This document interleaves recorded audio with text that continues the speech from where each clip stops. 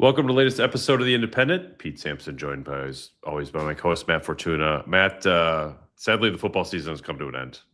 There is no more football to be played, and unless you want to count spring practice, for months Combine and months and months. And we didn't even really get a great finale to the NFL season, but we did get to see a couple Notre Dame alums. I would say generally these are viewed as quote-unquote good guys that we've covered, Riley Mills and Julian Love. So it was cool to see not only both of them win, but both of them make havoc plays. Riley Mills with a sack.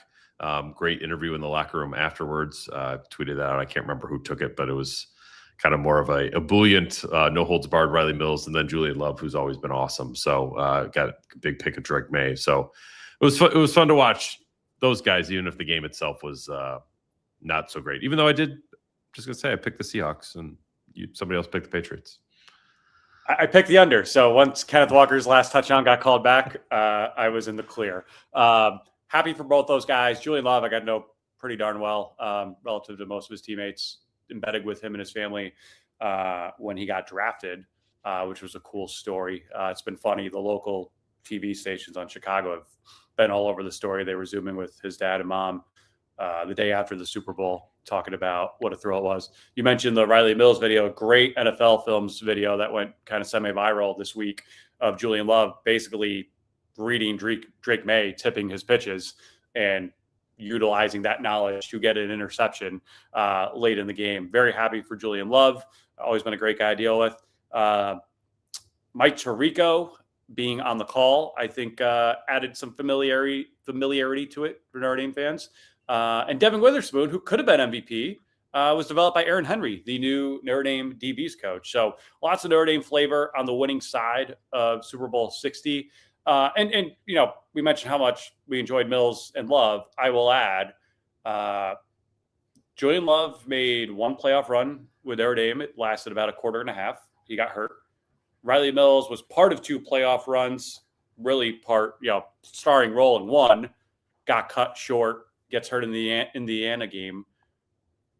We could do revisionist history all we want. I certainly think Notre Dame has a much better chance against Ohio State in the championship game with a full-strength D-line that can maybe put pressure on Will Howard. That's neither here nor there. Just happy that both those guys got redemption in the forms of healthy seasons that peaked at the perfect time. And they get Super Bowl rings. So happy for those guys. It was great to see, on a let's face it, a brutal night for the casual football fan as far as just having an entertaining game. Getting to see those Notre Dame guys wreak havoc, getting to see Devin Witherspoon make the plays he made, and seeing Mike Tirico go from Santa Clara to Italy in a matter of like 10 hours. Very, very cool from a broadcast / Notre Dame standpoint. Yeah, I mean, it's probably going to be the first private jet from Silicon Valley to Italy ever. No one's ever done that before. But yeah, I mean, I think the work ethic of Tirico is incredible to me. And he's come on this podcast before. I did an embed with NBC when he was here. I think it was the Stanford game in 2018. And just like his level of preparation, I could never do service to like how hard he works at his job, even though it looks very easy and smooth. He is really one of a kind in a space where, like, obviously there's a lot of play-by-play guys. There's a lot of studio commentator. Very, very few do both, and none do it at the level that he does both. So think back to like Notre Dame had Mike Tirico doing play-by-play for the Marshall game. Like that's talk about like you don't know how good you have it at the time, even though the game was obviously not great. But he's an all-time, he's a Hall of Fame broadcaster. It's great to listen to him do his craft, and it was even cooler to sort of see how he goes about his work, to prepare for it. He's awesome. He's the best at what he does. Great to deal with. I tweeted something to that effect of like, hey, he's called Notre Dame Ball State games that were more exciting than the Super Bowl, which is a factual statement, I will add. But he's done it all, and his preparation's off the charts. And I'm not saying he's the only one who does that, clearly, but I have a working theory based on like personal experience, and I feel like most people in the print media space feel the same way. I'm curious how you feel, Pete. all those like big time announcers, I'm not going to name too many names here, if any, they're all either the nicest, hardest working, most humble people in the world, like Mike Tirico, or there's some others who think it's 1965 and they're anchorman and their egos are the size of the stadiums they're calling in, and they think they're the show and they can't wait to tell you how hard they're working and just how tough their multi-million-dollar a year job is when they're flying private everywhere. And so I tend to gravitate much more toward the Mike Tiricos of the world when it comes to that. And never once have I sensed, and look, I'm not a huge Olympics guy. I'm not watching this, with a keen eye, but I've never once sensed his performance be anything other than the best when I watch him announce a game or preview a game or call a game. I just think his level of prep is off the charts. And I remember when he came on the podcast, it was 2020 when we were all trying to figure something to talk about.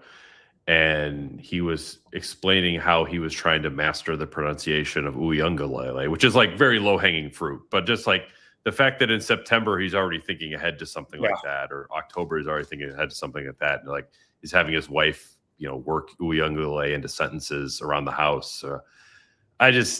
It's incredible how hard he works. And I know talking to people at NBC who have worked with him, it's one of those things where like, he's a natural talent, but also the guy that works the hardest. It's like the superstar on your team who's also the hardest worker. That is a sacrifice. Like he has made a decision, like I'm going to be the best in the world at this. And there's only so many hours in the day. I'm going to put my time into this. And I respect the hell out of that. It was kind of cool to hear him on the call. I think Andrew Marchand, who's at the Athletic, I think it was like the 13th guy who's called a Super Bowl all time, which I thought was a kind of a crazy number. But props to Tirico, Mills, and Love. Some cool Notre Dame connections there from last Sunday night. One more person to shout out as we turn the page to the 26 college and NFL season. Miles Boykin announced his retirement this week from the NFL. Boykin, another Chicago guy, another guy I did a big feature on when I was at the Athletic and was very, very close with Julian Love. It's funny because like I feel like in some ways you blink and his NFL career is over, and it felt like just yesterday we were covering him, and yet that's what, a 7-year NFL career, which is kind of double the average. They call it not for long for a reason. I had a great career with the Steelers, with the Ravens. Was always a good guy to deal with, and glad he's going to the next chapter of his career, of his life, and can't wait to see what the future holds for him as well. Yeah, not to make it a financial story, but for spotrack.com, which does a good job of like career earnings, Miles Boykin wraps it up. 6-year NFL career, $9.8 million earned. Not bad. It's good for a job out of college. It's definitely going to help the Notre Dame recruiting brochure of like, this is what our first year graduates make in their job. So yeah, he was very easy to deal with too, as like, I say, and I say this at Notre Dame clubs all the time. I don't mean to like pander, but like the guys that you get to cover with on a day-to-day basis at Notre Dame, they're way often more like Julian Love, Riley Mills, and Miles Boykin than not.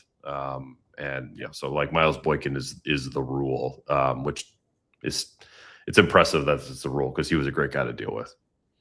Love, I thought was particularly unique in kind of his charisma, and just I think being the son of a big hospitality figure in the Chicago area. Like I just think he had a really, really good knack for dealing with people.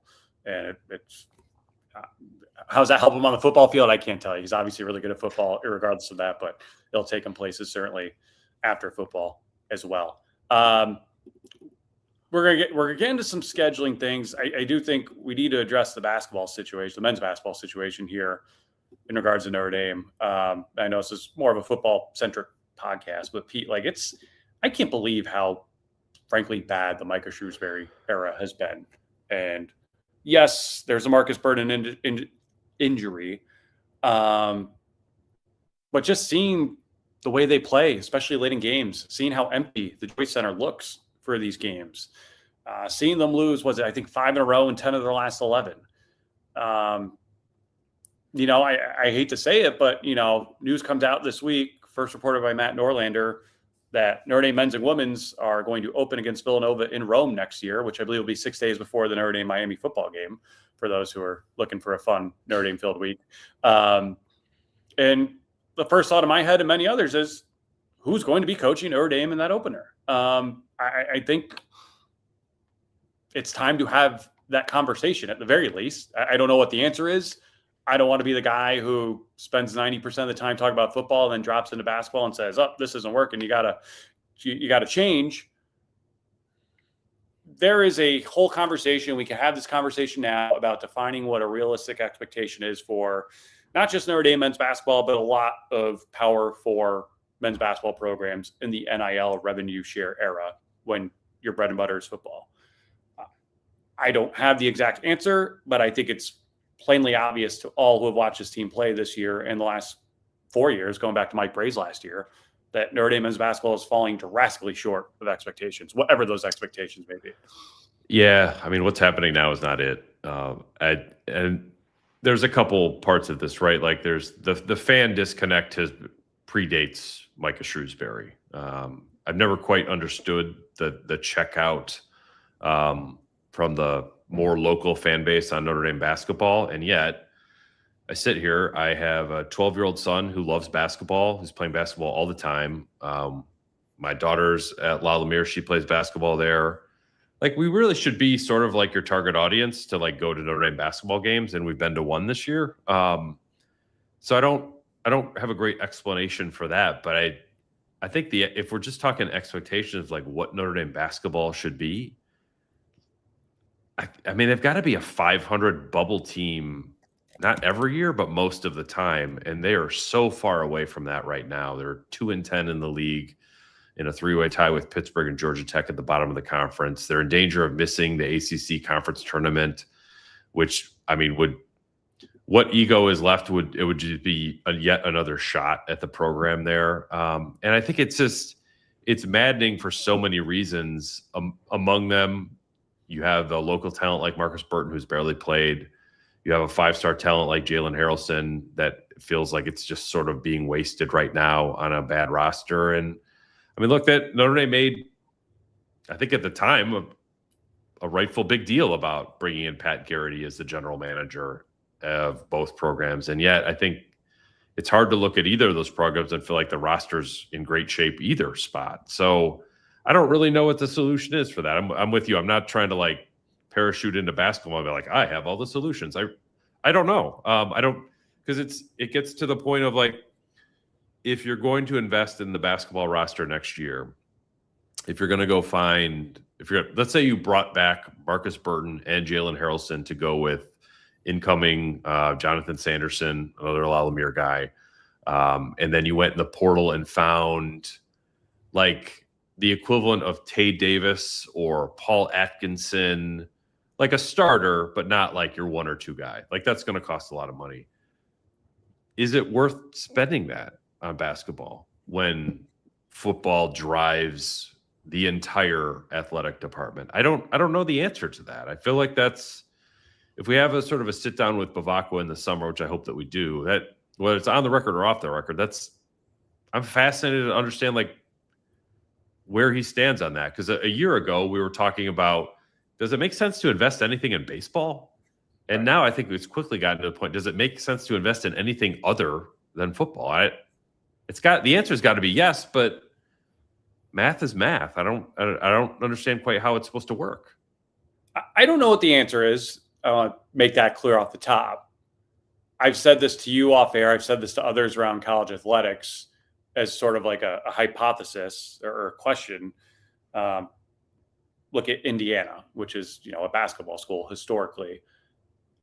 I genuinely wonder if Indiana men's basketball is hurt in the long term by Indiana football success because of everything you just mentioned, Pete. Like, are they going to look at themselves as a football school where they can make more money off football? And that's where most of their attention and resources are going. Not that they're going to stop caring about basketball or that the state's automatically going to become a football state instead of a basketball state. But, you're no longer looking at it through the lens of basketball school when you win a football national championship. You just aren't. And football, I think, let's say in a hypothetical world, Notre Dame men's basketball's lighting the world on fire right now. They make the Final Four, or they have some kind of historic run. That's great, and I'm sure there's a lot of momentum and money and ways that the school can capitalize on it.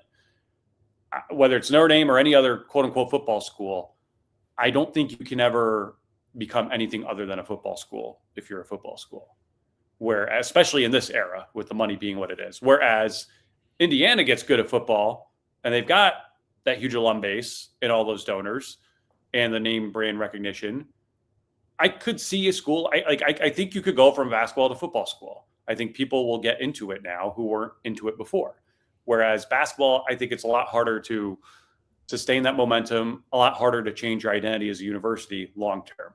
So I use Indiana as like an extreme example. But as far as Notre Dame, I mean, I think people would be surprised to hear this. I know it because I've looked it up before, but it's still kind of crazy to see.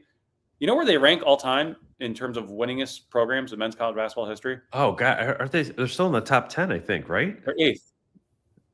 And you would never think that. Not that they've been bad, but like you would think of some more traditional like Big East or ACC blue bloods probably before you think of them.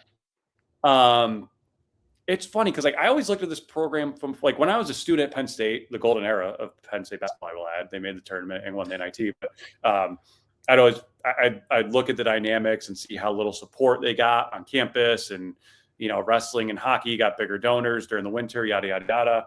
But then I'd look at like Notre Dame internally, and or I'd look under the hood at Notre Dame. This is before I started covering them. I'd be like, it doesn't seem like Notre Dame's really doing a whole lot for basketball. Like they're good. They've got a good coach. He plays a fun style of ball. But this was back when they were in the Big East with quote unquote basketball schools. Like they weren't spending like Marquette was or Louisville or other, basketball schools. They had the pit. I mean, or that practice facility, the pit, like right, which worked out great for how the program was. Both programs.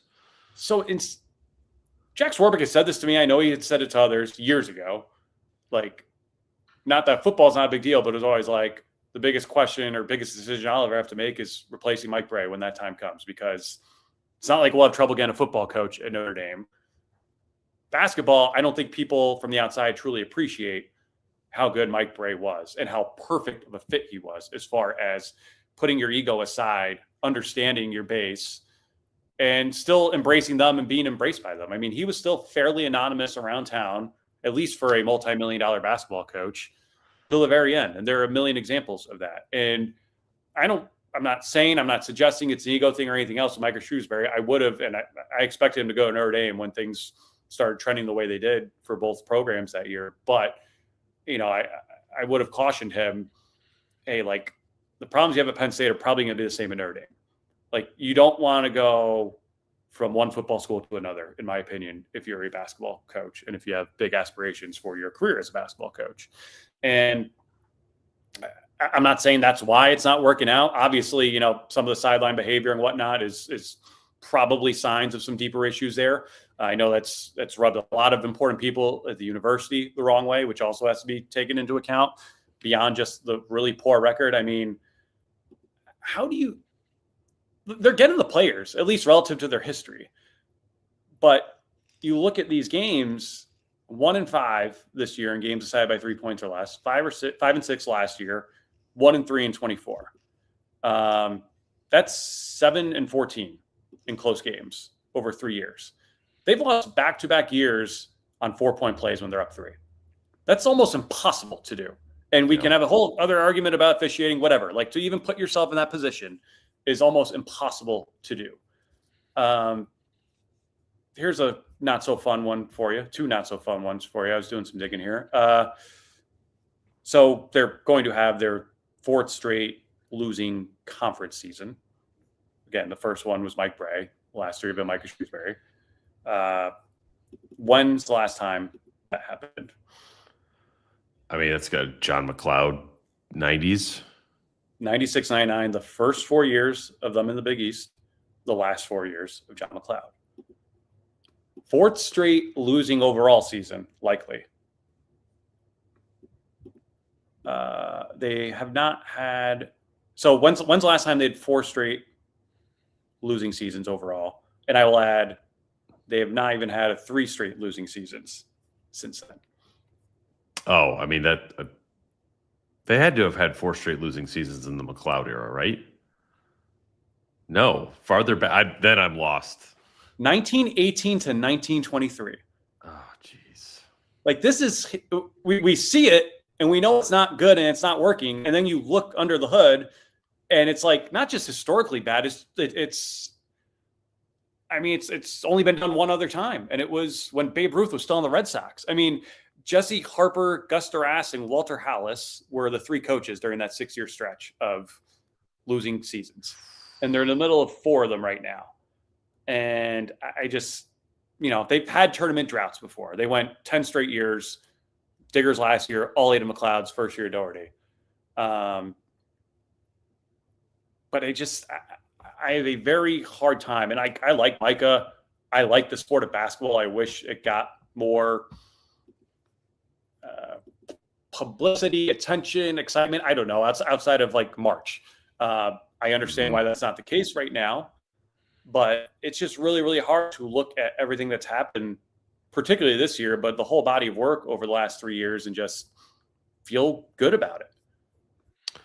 Yeah, and it's sad. I mean, being old and having been here for early Mike Bray when they were, I think my first year was maybe Troy Murphy had just left. So was maybe the year after they made the tournament for the first time, but like there was real enthusiasm. So I don't want to describe Notre Dame basketball as a sleeping giant because I think it's kind of a cliche, and they just haven't been there for long enough. But there's enough to get 7,000, 8,000 people to come to your home games. Those Big East games were great. People really showed out. I mean, I remember one of the favorite events that I've ever covered was the old Big East tournament at Madison Square Garden, and Notre Dame was like never particularly great there. But watching UConn and Syracuse, and it was like, the Jerry McNamara, Emil Okafor, like those kind of like Notre Dame basketball felt like it was part of it at least. And now it just feels totally cut loose from the rest of the league. It's like whether they make the ACC tournament or not, they're not even the team like what Virginia Tech got on a hot run a couple years ago, where you can't even envision them making noise in that kind of a setting. And it sucks. As a fan of the sport, it just sort of sucks where we are with that right now. So this stat isn't that bad, but like for context, since you were mentioning Virginia Tech, 8 current ACC teams have made the NCAA tournament since Notre Dame's last appearance in 22. The ones that have it: Boston College, Cal, Florida State, Georgia Tech, SMU, Stanford, Syracuse, Virginia Tech, Wake. BC, not surprising. They've had the same coach the whole time. Cal, Florida State, Georgia Tech, SMU, Stanford, and Syracuse have all had new coaches since then. Not to excuse their shortcomings, but I think especially in SMU's case, when they decided to spend and get Andy Enfield out of USC, they're signaling that they're going to be serious about basketball.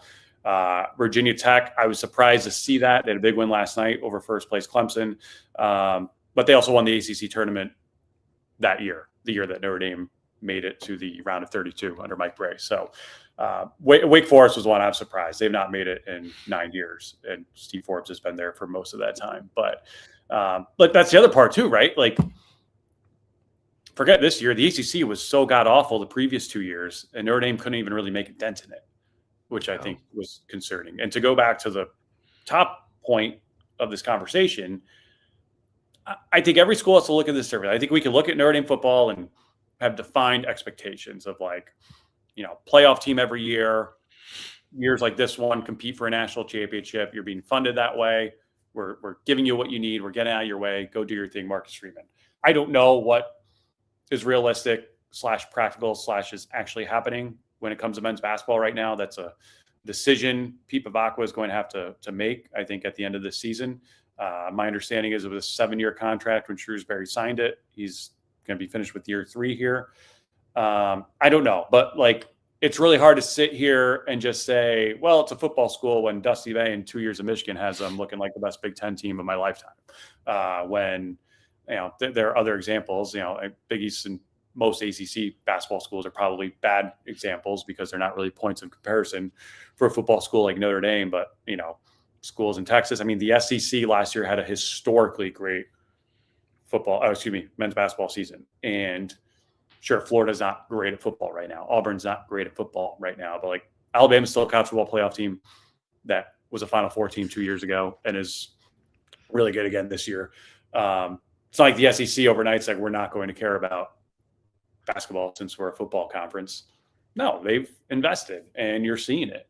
And the idea that you can't do both, I just don't buy. What's a fair analysis and expectation?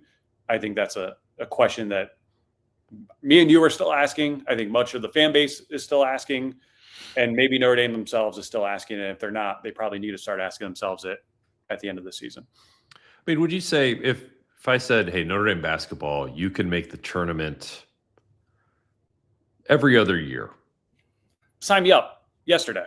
And then maybe one of those 5 times you do make it, you're in the Sweet 16. Sign me up.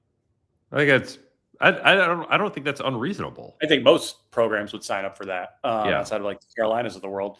Yeah, sign me up. That's very reasonable.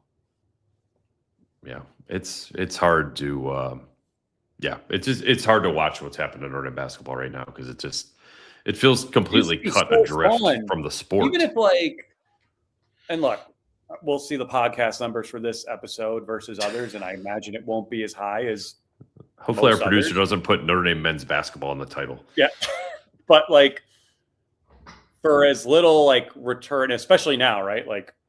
You're in the media world, I'm in the independent media world. You got to give the people what they want. You can't just cover what you want to cover all the time because you're running a business here. I loved doing men's basketball when I was at ESPN, a little bit at The Athletic. I loved doing it. It was fun. They were a great group to be around. They were fun to watch. The Joyce Center was rocking, at least for the big games. Again, did people actually care and read it? Not a whole lot, relatively speaking. But it was fun. And it was I get it. Football's everything. We all make our living off that sport. But there are times in the year where there should be room for other sports, right? And not just March, where there's a tournament that everyone's gambling on. Right now is that time. Right now is exactly that time. Seeing Notre Dame make a push in the ACC would be great. And they did that under Mike Bray multiple times. And it was fun.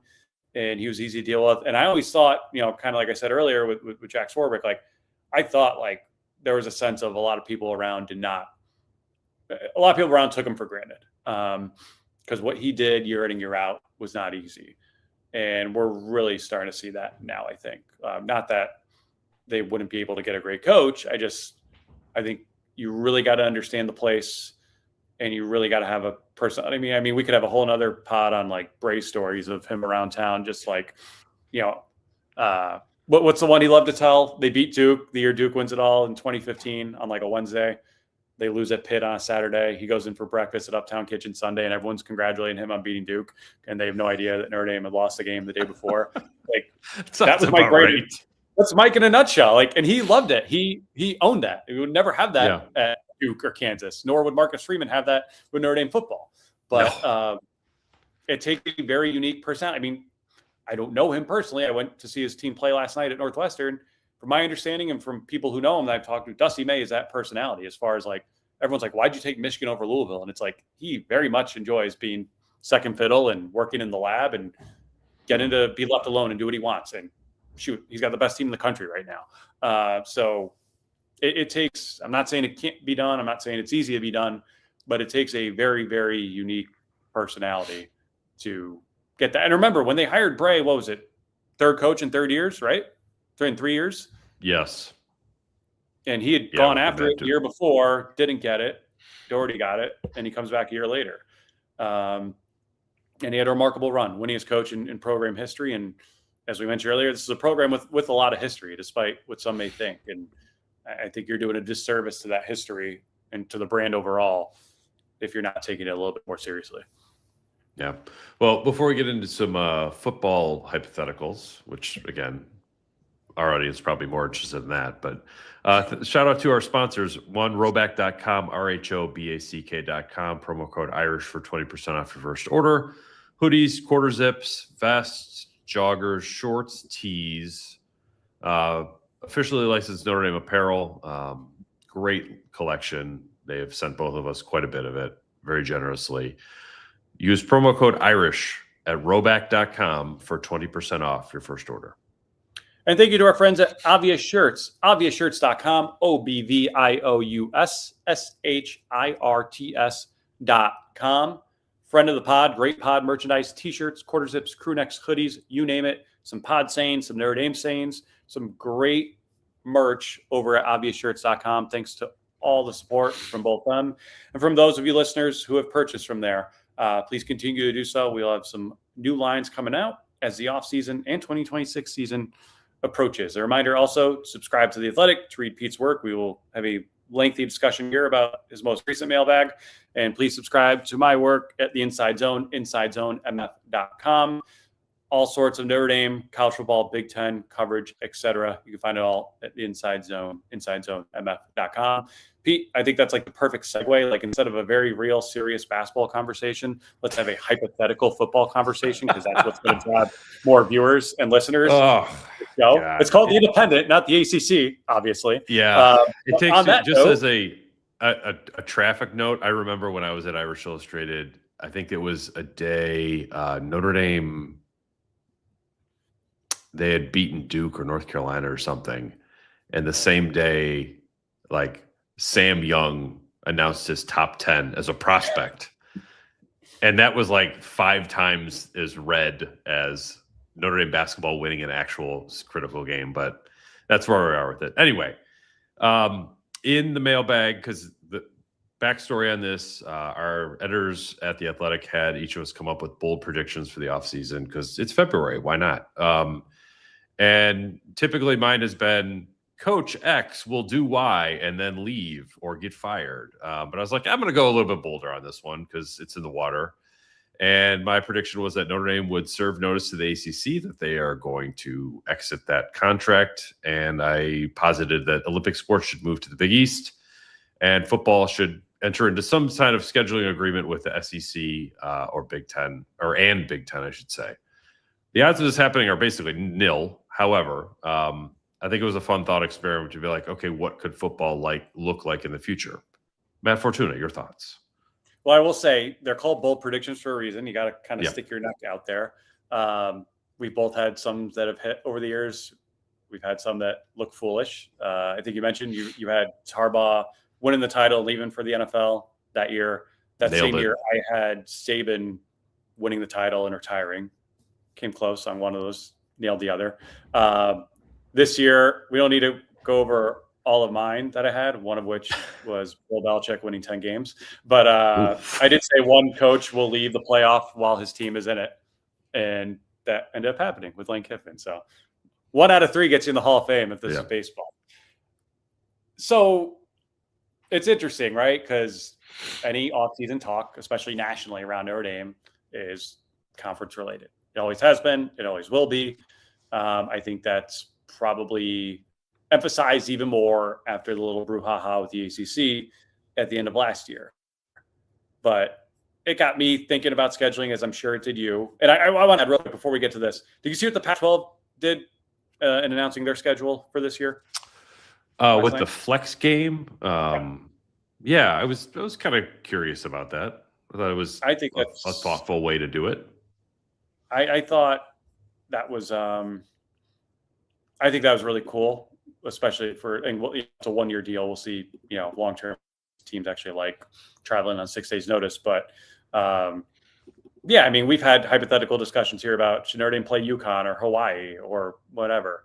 I would propose, just as long as we're doing this, especially as Notre Dame lost a data point last year, give Notre Dame a last week game, have all the independent, or have UConn and Notre Dame part of this scheduling consortium, if you will, and have Notre Dame play the best Pac-12 team at the end of the year, and have UConn play another one of them, and then have the other 6 Pac-12 teams, Pac-8 teams play each other. That's one hypothetical that I think is semi-realistic, even if it probably won't happen. The one that probably isn't realistic, but we're going to have fun with it anyway here, is let's fill out Notre Dame's future schedules using your philosophy. So we would get rid of every ACC, non-Clemson ACC team.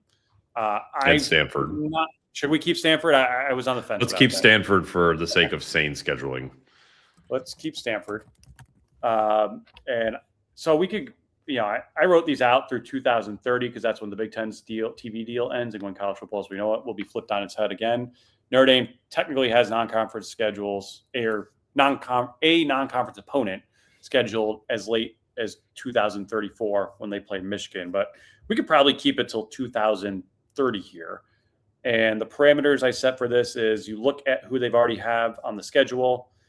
You fill it out with the number of Big Ten and or SEC teams left to get you 3 apiece, and you can't use a team twice. Now, I understand they have home and home scheduled with some of these teams already, but for the purposes of this exercise, you can't use a team twice, and you need to schedule it strategically in the sense of, well, in the year you've got Texas and Alabama, do you really want to throw Georgia on top of it? No, you probably want like a Mississippi State or something. Mm-hmm. So starting in 2027, here are Notre Dame's opponents. They're scheduled right now: Purdue at Michigan State, Auburn at Clemson, Navy, BYU, Stanford. You need 1 Big Ten team. You need 2 SEC teams. You cannot use Purdue, Michigan State, Auburn, Texas, Arkansas, Alabama, Indiana, Florida, Michigan. 1 Big Ten team. I could take Washington. SEC teams. I don't know. It's like, I do feel like this is because of some of the schedules that are already built out. Maybe this is not as crazy as an idea as I just said it was. Because it's just, so they all have dates. That could be tricky. Yeah, you have to get Greg Sankey and Tony Petitti, which one of them would be easier to work with than the other, to say this is good for our conference to play a non-conference game. Why is it good for our conference? Because we're going to make a lot more money if we do it. That's reasonable. I just think that having the soul of a schedule with some new blood, but also a Georgia every so often. Right. I think a Washington would feel like a big deal. You never played Oregon. There's a lot of really good matchups in there, and I've said this before on this podcast and written it. I would much rather see Notre Dame play Purdue than I would Duke or Wake Forest or pretty much everyone at Syracuse, pretty much everyone in the ACC. So I think that's, you can cycle a Big 12 team through there if you want, I guess. Maybe you only do 2 Big 10 teams. I don't know. But at a time when hopefully the college football scheduling people are moving more towards better games, and I'm not saying everyone is actually doing this. Notre Dame being part of that solution would be good for everybody, including NBC, because I can't imagine NBC looks at what its inventory is moving forward with Notre Dame and without USC and thinks, wait a minute, this is not what we bought. So, the Big Ten sort of connections, maybe that allows you to get USC in there semi-regularly, opposed to where we are now, where it's not at all. So it's funny you said, I assume you meant Greg Sankey when you said one would be easier to deal with than another. I would think in this specific instance, Tony Petitti would be, because 1, the NBC connection you mentioned, and 2, that's been his biggest priority from my understanding behind the scenes, is we need better scheduling, but you've got the Lincoln Rileys of the world who don't want to suffer the consequences for that scheduling. But NBC in particular, from my understanding, is not pleased. I don't want to say not pleased, but like, when it's November and your primetime games, UCLA at Ohio State, it's kind of like, yeah, it's not been good. We're getting scraps here. We get it. Indiana, Michigan, Ohio State just 110, but we need more than what we're paying for here. So having Notre Dame in the fold with some kind of scheduling agreement, I think would help. The other thing you mentioned with Notre Dame, Purdue, not to go back to basketball, and not that there's a fix to this, at least as far as I know, unless they join the Big Ten and everything. I do think Notre Dame basketball and Olympic sports in general are hurt by that lack of regionality, commonality. Hey, we're playing at Mackey tonight. Let's hop in the car and drive on over. I agree. There's none of that with basketball. But that's another conversation that we already had. So you have Washington to fill out with the Big Ten. Yeah, 2 more SEC teams because they only got Auburn in 27.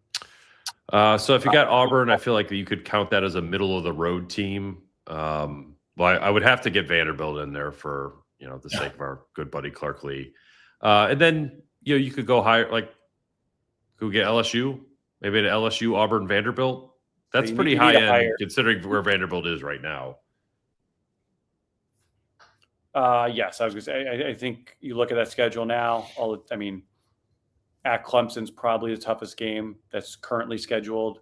You add Washington, Vanderbilt, LSU, depending on where those games are in particular. I think definitely beefs it up, and you throw in 2 group of 5s or whomever there to fill out the 12-game schedule. I think it's a strong schedule, regardless of how good or bad some of those teams are. It'd be hard to look at that body of work and say, why didn't they play anyone? 28. Yeah, it's just like in Notre Dame's defense, it's like when you scheduled the home and home with Arkansas and the home and home with Wisconsin, you thought you were getting much better versions of both of them. Sure. That happens, but I think if you did, the problem I think with Notre Dame's schedule, you probably agree, it's like the ACC has not lived up to its end of the bargain in terms of like having enough quality football programs that you could play. It has not. I will say, and this isn't defending anyone. I can't remember when Notre Dame made this deal. It was the middle of the 2012 season. Notre Dame football was quote unquote irrelevant. Like no one thought Notre Dame football would be what it is. Like they were playing peer teams at that time, or at least were supposed to be. And then outside of Clemson, Florida State's little runs, there really hasn't been a whole lot to hang your hat on from the ACC's football standpoint. And Notre Dame, obviously, starting with that year 3 under Brian Kelly, got really, really good at football again. But they were lost in the wilderness for about 18 years before that. And at the time, it felt like a pretty fair agreement as far as competitive nature between Notre Dame and the ACC. 2028, you got Texas, Arkansas, at Purdue, at Auburn, Clemson, at Navy. So you don't need any SEC teams. You do need 2 Big Tens. So you got Purdue. Purdue is your only Big Ten team, but you've got Texas, Arkansas. At Auburn. What was the other one? At Auburn. Auburn, okay. So you got the high end SEC, middle SEC, low SEC. You got low Big Ten. For that one, maybe I'd go more with like Iowa and Iowa. How about Iowa and USC for that? Oh, there you go. That's fun. I think that's. I think that works. Like Texas should be. I mean, Texas should always be good, but I was thinking maybe this is the year you squeeze Ohio State into there or Penn State, but you've got Texas and USC. Whoever's coaching them by then should be, again, in theory, good. But I think that works. 29 gets really good now. Alabama at USF, at Texas, Navy, at Clemson. So you need 3 Big Tens. You need just 1 SEC. And again, you got Alabama and Texas. So I'm going Mississippi State. I'm just putting that out there right now. that is definitely the Mississippi State / Kentucky year. Big Ten, maybe that's when I would go Penn State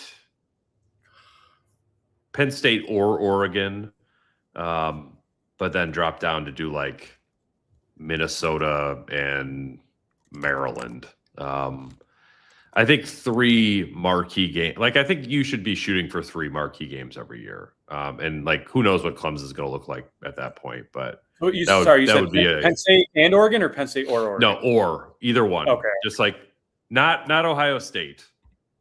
Yeah, whatever the next group is. I would go light Big Ten here. I just think, again, we're projecting out 4 years from now, and I guarantee you not one of these coaches will be in their jobs. But Alabama, at Texas, at Clemson, I don't know if you need a Penn State or an Oregon there. I think that would be the year to do Northwestern, Illinois, Minnesota, or something. They got to play in Northwestern's new stadium. That'll be fun. Oh, it won't be, but they open on a Friday night now against Penn State. That'll be fun. They scheduled that one perfectly because there aren't a whole lot of Penn State alums here. 2000. So we'll put Minnesota for you. We'll put Penn State and Minnesota Penn State, Minnesota, and who was Maryland. Oh yeah, I forgot about them. Okay, 2030, we'll end at this because this is the last year of the Big Ten deal and the first year they play Indiana again. Indiana at Alabama, Clemson at Navy. So you need 2 Big Ten, 2 SEC. Let's see. I think we'll go. By the way, at Stanford, every schedule I just mentioned, I forgot to write that down. But yeah. I think maybe a trip to the Rose Bowl to play UCLA could fit that year. Maybe we'll go. I could say that's like, hey, let's play Rutgers at MetLife. So we got a little bi-coastal scheduling there. I need one more Big Ten team. No, you got it for Big Ten. Okay. Yeah, that's 2 SEC. 2 SEC. Like, when do they play Florida? That's like later in the 30s, right? 31 the next year. Okay. Yeah, that's the kind of team that I would want Notre Dame to play. You know, I don't know, is Georgia biting off more than we should chew for Notre Dame? But that schedule? Georgia, Alabama, Indiana. You think Indiana? That's a hell of a top of the schedule with Clemson. That's probably too much. Well, what I mean, how about Ole Miss and I know you just played Texas A&M, but Ole Miss and Texas A&M. That's a tough one, I think. Head coach Tommy Reese should be able to handle it. Where, Ole Miss or UCLA? Oh, Notre Dame. Oh, sorry. Yeah. Well, I was saying, like, I'm looking at Indiana, and I'm like, we all thought they'd be done, one and done. Obviously, they weren't. Sig's 64 now. This is 4 years from now, so he'll be 68, which I could see him still going. So let's assume Indiana's really good still. At Alabama, I can't see them being bad. Clemson, who knows? We haven't gotten Kentucky in there, and I feel like an Alabama year would be a good year to have Kentucky. Like, I would take A&M out. I would take A&M out because A&M, again, I know they underachieve like no other. It's not for lack of talent. It's not like they can't beat you even in those bad years. Kentucky, we'll see. Maybe Will Stein is the future. Maybe Kenny Minchie gets a 12th year of eligibility and returns to Notre Dame Stadium in 2030 and makes everyone pay for overlooking him. I don't know. With the way the NCAA is going, sure, why not? But I'll go Kentucky. I mean, there aren't any really true doormats in the SEC, right? And I'm not trying to pump that conference up any more than it needs to, but like who in Florida has been in down years, but I wouldn't project that. Missouri? Yeah, there really aren't. But Missouri's been good under Eli. South Carolina? Yeah. Historically. You could probably slip them in. Yes, it's like South Carolina, Kentucky, Arkansas. I mean, I realize Missouri. You could get some teams in there that I don't think would maybe look good because they're an SEC team. Hey, why doesn't Notre Dame benefit from the SEC bias that everyone else gets? Like, you beat Missouri, congratulations. So Tennessee, Notre Dame should be able to get some of that shine. No one ever gives Tennessee crap for getting run off the field in the playoff like they did Indiana in 24. Yeah. So yeah, we'll end it there. This could be a fun, evergreen topic, especially as we get into, 2030, I believe, is also the year where the exit fees drop a ridiculous amount for the ACC, which then could put Florida State and Miami in play if they're free agents as annual post. That's where that my bold prediction becomes a lot less bold. Like if I could have been if I could timestamp this for 2030, that's really what I would have done. But you need a bold prediction in February for next year, not a bold prediction in February for 5 years down the road. I don't know what my bold prediction would be because I think it's I don't know. I'm glad I don't do mine until the beginning of the season when I know who's on. If you ask me right now for a bold prediction, it'd be something. I'll predict a monumental lawsuit stemming from a post-spring transfer. Similar to a Nico situation last year. Mm-hmm. I just think the idea of one portal window and it not being at the end of spring when people at least have a sense of where they stand on the depth chart, I think things could get very wild and ugly a couple months from now in college football. Yeah, I think it's probably a smart one too in terms of predictions. I don't know if it's that bold. Chaos and lawsuits in the NCAA. Breaking news. Shocking. So, all right. Well, on that note, we'll wrap up this episode of The Independent. Matt and I will be back next week. I think Pro Day is it March 24th, and spring practice might be a week before. So we're not that far away from the off season shifting fully into spring ball. But until then, he's Matt. I'm Pete. Thanks for being with us on the latest episode of The Independent.